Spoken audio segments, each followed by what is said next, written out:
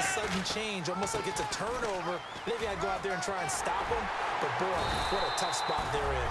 And he's brought down. A solid pickup of 13 sets him up first and goal. I thought guys that were over 30 weren't supposed to run the football this well in the National Football League. How about that veteran leadership? A big-time run combined with some nice blocking by his offensive line, showing that the ins and outs of being a veteran still has his place in this league. His odometer is not totally turned over yet. Let's go. And here we go on first and goal. They'll run for it with Peterson. And he is not going to get through here on try number one. They stop him at the goal line. And it looks like this will be the last play before the 2-minute warning. One thing I know, defensive coaches love it when they don't have to invite their players to the party. This strong safety, you never have to ask him twice to help him run support. He's going to arrive and in a bad mood. A little under 2 minutes to go in Super Bowl 51 from Houston. We're back to crown a champion after this. So the Vikings in possession of the football as we get you reset. They face a third down now as they try to find a late score. Third and goal for Bridgewater. And he can't quite pick it. No interception so far. That probably should have been their...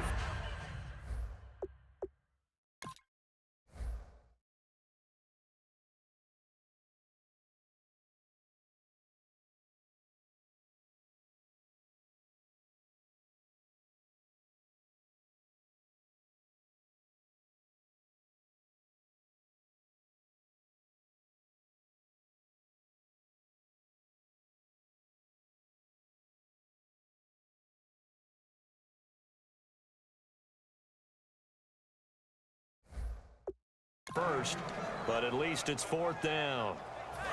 If they're going to have a shot in this Super Bowl, they're going to need this one on fourth down.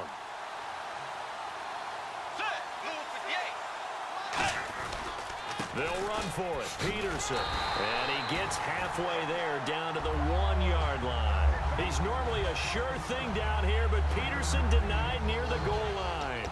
And this Colts defense comes up with a goal line stand. So with that, we can just about close the book on this one, Charles. Yeah, what's the old expression about slim and none? Well, Slim just left town on that They're one. down to none? Yes, exactly right. He's going to float this one deep right side. He's got him in. Complete. 20. 10.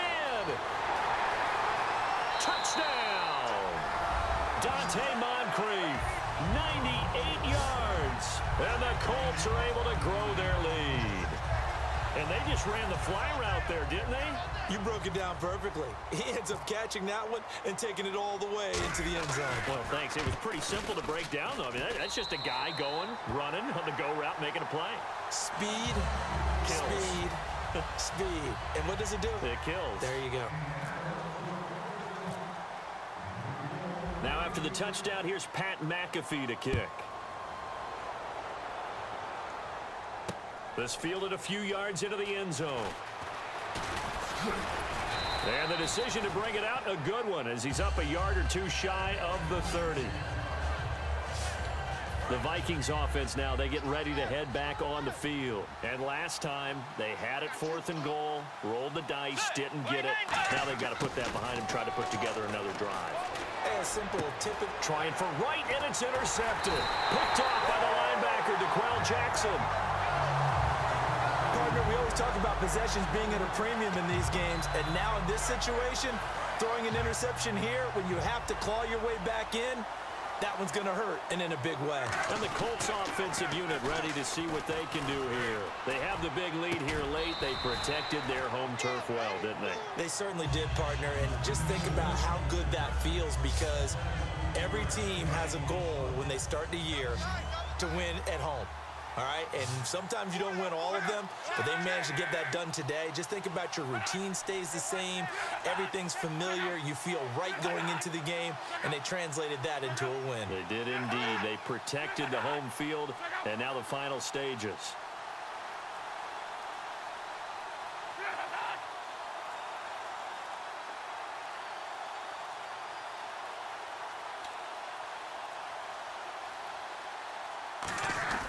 Throwing now, Luck. This will be caught at the 2. And he gets into the end zone for the touchdown. Their big tight end, his second touchdown of this Super Bowl. And thanks to the interception, the Colts offense cashes in with 6.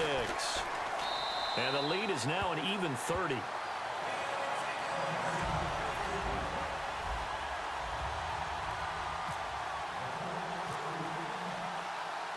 Now after the touchdown, here's Pat McAfee to kick.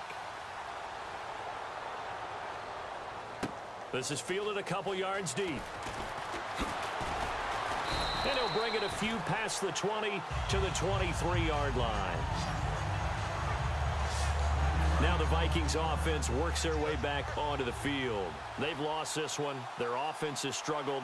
Do they try to put together something here at the end just to take into next week? Yeah, sometimes teams want to do that and coaches want to. I remember one time I was on a team and we were losing late in the game like this, and you knew it was lost. It was over, right? And the coach called a running play and pretty much said to everyone, I want to see something executed well before we get out of here. And that was the message to the team. Just something to build on. Just something to build on, get it done, and maybe we can look at that and say, we'll get better as we go forward. Unable to connect there on the pass play. Very difficult night for the guys on offense. They've got to be looking at each other in the huddle and on the sidelines. How are we going to find some open space to complete a pass and find open room to run? This defense all night long has squeezed down the passing lanes, made plays on the football. It's really been a thing of beauty for them. He's got to figure all day long prepping for the game.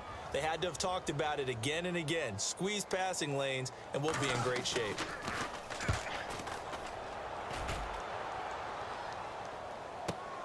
That's taken on the 25. 12 yards on the return that time. And possession will change here with very little time remaining in this contest.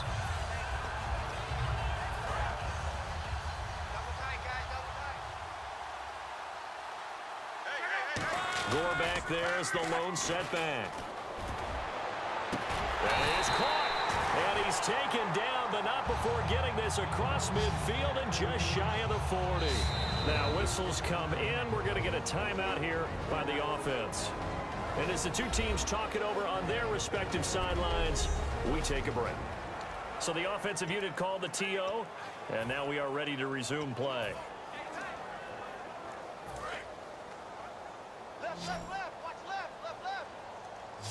One receiver left, 3 to the right. Here's Luck, surveying the field. He's going to rifle one deep, and this will be caught. Well, forget taking the knee. Some late gamesmanship here as they throw for a late touchdown. And Charles, just really an excellent effort there for the single-handed grab. And to do it with a defender right there, really contesting the catch, that's a big... And the Lombardi Trophy will rest in Indianapolis. The Colts are the Super Bowl champs.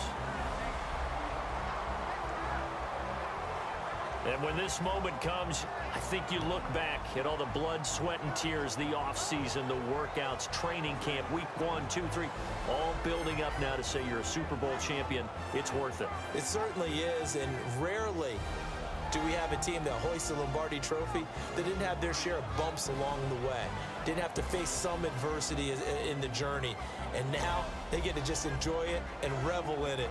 And all offseason, they'll be signing their autographs with Super Bowl champion underneath it.